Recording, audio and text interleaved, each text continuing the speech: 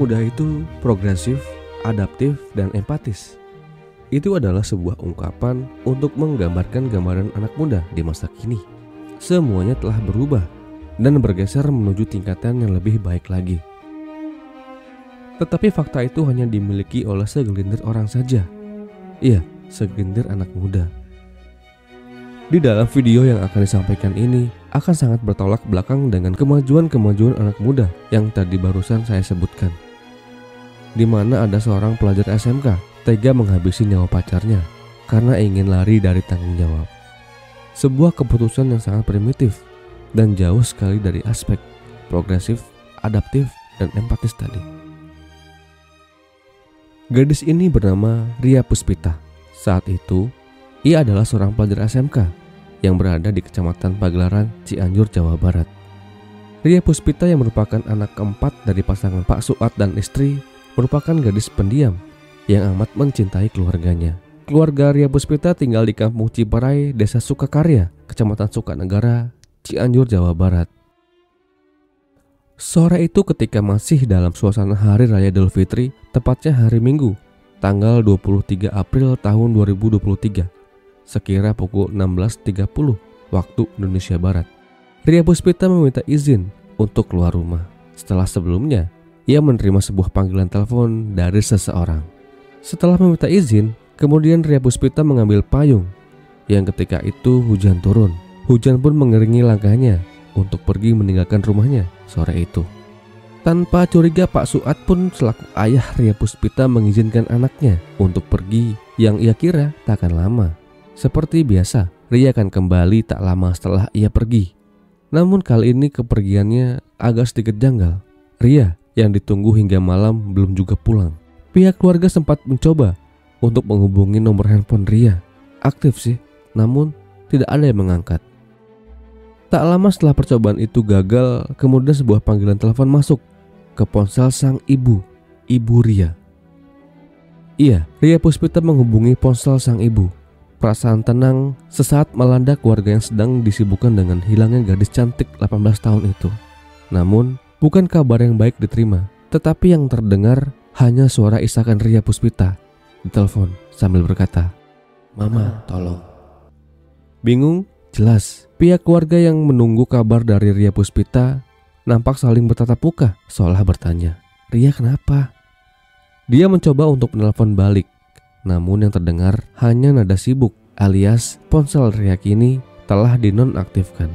Tanpa berpikir lama, pihak keluarga meyakinkan bahwa Ria telah diculik oleh seseorang. Pencarian pun dilakukan di sekitar kebun teh. Di sana warga menemukan payung yang telah dipakai Ria sebelumnya. Sebuah pencarian pun akhirnya berakhir di sebuah jembatan yang tak jauh dari lokasi penemuan payung Ria. Betapa kaget semua orang melihat tubuh Ria sudah tak bernyawa, terjerembab di dasar sungai di bawah jembatan, terlentang dengan luka di bagian kepala dan leher. Apa yang dialami oleh Ria Puspita? Kenapa ia bisa berada di bawah sana? Sedangkan beberapa waktu lalu, ia baru aja menghubungi ponsel sang ibu. Apakah dia terpeleset lalu terjatuh? Atau kenapa? Kisah hilangnya Ria Puspita yang kemudian ditemukan sudah tak bernyawa itu dimulai dari perkenalannya dengan seorang pria yang berinisial AG, 17 tahun. AG merupakan teman satu sekolahnya. Keduanya kemudian memutuskan untuk menjalin tali kasih. Iya, mereka berdua berpacaran. Hubungan pacaran yang dijalani oleh sepasang anak muda ini tampaknya bukan hubungan yang biasa-biasa aja. Hubungan yang mereka jalani adalah hubungan yang jauh. Mereka kerap sekali melakukan hubungan intim yang seharusnya tidak mereka lakukan di usia-usia seperti mereka. Ya, karena mereka anak sekolah. Hubungan yang sudah terlalu dalam ini membuat Ria Puspita semakin bucin. Ia tak mau dikhianati dan ia juga tak mau ditinggalkan begitu saja oleh kekasihnya itu. Hal itu ia lakukan karena kesucian yang merupakan harga mati seorang wanita telah ia berikan begitu saja oleh AG, kekasihnya tersebut. Seiring waktu berjalan, pertemuan mereka yang dulu penuh tawa dan canda kini dipenuhi dengan hening yang menusuk. Raut wajah yang dulu berseri-seri kini terasa kaku dan tatapan wajah yang dulu pernah penuh kasih kini tergantikan oleh jarak yang tak terucapkan. Mereka berdua menyadari bahwa cinta yang dulu begitu kokoh kini telah rapuh di tengah jalan yang mereka tempuh. Dengan hati yang berat, mereka akhirnya memilih untuk mengakhiri hubungan yang pernah begitu indah dan jauh itu. Kata perpisahan terucap, meninggalkan luka yang dalam di kedua hati. Namun, seperti pepatah mengatakan, terkadang melepaskan adalah cara terbaik untuk menciptakan ruang bagi pertumbuhan baru. Hubungan sepasang kekasih asal desa Pagelaran ini akhirnya kandas, tentu dengan meninggalkan luka. Ria Puspita yang saat itu galau, sempat hanya mengurung diri dalam kamar saja. Ia begitu kehilangan sosok Age, kekasihnya yang sangat ia cintai itu. Namun berbeda dengan Age, sang mantan kekasih. Ia malah biasa-biasa aja menanggapi masalah percintaannya dengan Ria. Wajah ceria nampak di wajahnya di kala itu. Suatu hari tanpa disengaja, Ria Puspita menunjukkan gejala-gejala berbadan dua. Ia mengalami mual dan telat datang bulan. Sempat panik, ia pun memberanikan diri untuk melakukan tes kehamilan secara instan. Dan benar saja, garis dua, Ria Puspita hamil.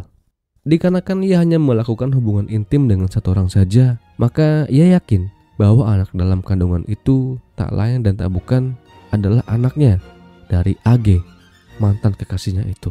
Di tengah pikiran kalutnya akan permasalahan hidup yang tengah ia hadapi, akhirnya tanpa berpikir lama, ia pun segera memberi kabar bahwa ia tengah berbadan dua. Dan Ria pun juga meyakinkan Age bahwa anak yang Ria kandung adalah anak dari Age, sang mantan kekasihnya itu.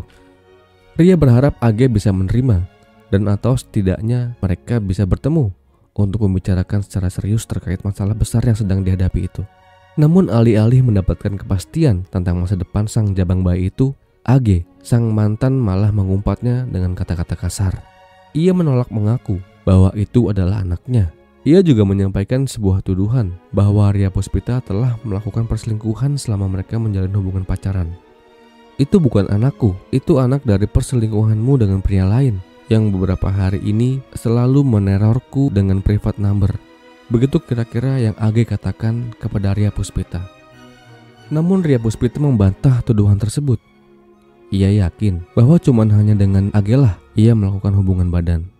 Seiring waktu berjalan, kondisi kehamilan Ria Puspita saat itu mulai membesar. Kira-kira di usia 3 bulan, kemudian Ria Puspita menceritakan kabar tentang hamilnya kepada pihak keluarga. Tanggapan pihak keluarga atas kehamilan putrinya itu sempat membuat kedua orang tua Ria Puspita syok dan kecewa dan berharap supaya Age, ayah dari anaknya itu, dapat bertanggung jawab. Suatu hari pada tanggal 23 April tahun 2023 atau bertepatan dengan Hari Raya Idul Fitri, Age kemudian membalas chat dari Ria Puspita. Age setuju untuk bertemu, duduk bersama, membicarakan tentang masa depan anak itu. Itu adalah hari-hari yang ditunggu oleh Ria selama ini. Sebuah hari yang dimana akan berisi kepastian akan masa depan keluarganya, keluarga kecilnya kelak. Jadi ia pun tak sabar untuk bertemu dengan Age. Kemudian sekira pukul 16.30 waktu Indonesia Barat, Ria meminta izin untuk pergi. Dikarenakan saat itu sedang hujan, maka orang tua Ria memberikan payung agar Ria tak kebasahan. Dengan langkah kecilnya Ria Puspita menuju kebun teh yang berjarak 100 meter dari rumahnya. Di sana ia menunggu datangnya sang kekasih. Sang mantan kekasih maksudnya. Tak lama berselang sebuah mobil pick-up merek Mitsubishi mendekat dan turunlah Age dari mobil itu. Sebelum Age tiba di lokasi, Age yang kala itu diliputi rasa risih dan takut untuk mengakui perbuatannya itu ternyata telah menyiapkan alat-alat yang akan ia pakai untuk menghabisi nyawa Ria. Iya, Age ogah mengakui bahwa itu adalah anaknya. Ia menolak bertanggung jawab atas kehamilan Ria Puspita yang tak lain dan tak bukan sedang mengandung anaknya sendiri, darah dagingnya sendiri. Rencana keji itu kemudian dia rencanakan. Ia meminjam sebuah mobil pick-up dari pamannya. Selain itu, ia juga meminjam sebuah senapan angin berpeluru timah yang ia pinjam dari kakeknya. Segera setelah semuanya siap, ia kemudian mengajak satu orang temannya yang berinisial D, 17 tahun, untuk membantunya dalam melancarkan aksi biadabnya itu. Sesampainya di lokasi, ia segera menemui Ria Puspita. Di kebun teh itu mereka bertemu, duduk bersama, dan terlibat sebuah percakapan yang kelihatannya makin lama makin berubah menjadi perdebatan yang sangat sengit. Age melampiaskan kemarahannya dan bersikeras bahwa itu bukanlah anaknya. Ia menuduh Ria Puspita telah berselingkuh sebelumnya, dan anak dalam kandungan Ria adalah anak selingkuhan Ria. Semua itu ia katakan dengan suara keras dan bentakan-bentakan diterima Ria saat itu. Lalu Ria bisa apa? Apakah Ria melawan? Tidak. Ria hanya bisa diam sambil menahan air mata yang sedari tadi tumpah jatuh membasahi pipinya. Di tengah hujan itu dan di tengah kesedihan itu, lalu kemudian dia menelpon ibunya. Di dalam teleponnya itu sambil menahan isak tangis, Ria pun berkata, "Mama tolong." Belum sempat melanjutkan pembicaraannya, dari belakang Age merebut ponsel Ria, menonaktifkannya lalu melemparkannya ke dalam mobil pickup tersebut. Dari ruang kabin mobil tersebut, Age mengambil sebuah senapan angin berpeluru timah yang telah ia siapkan sebelumnya. Dan dari jarak 3 meter, kemudian ia menembakkan senapan angin itu ke bagian kepala Ria Puspita.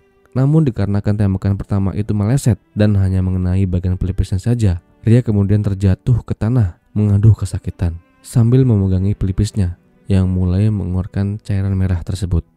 Tak banyak yang dipikirkan oleh Ria saat itu. Dadanya berdegup kencang dan ketakutan mendera tubuhnya saat itu.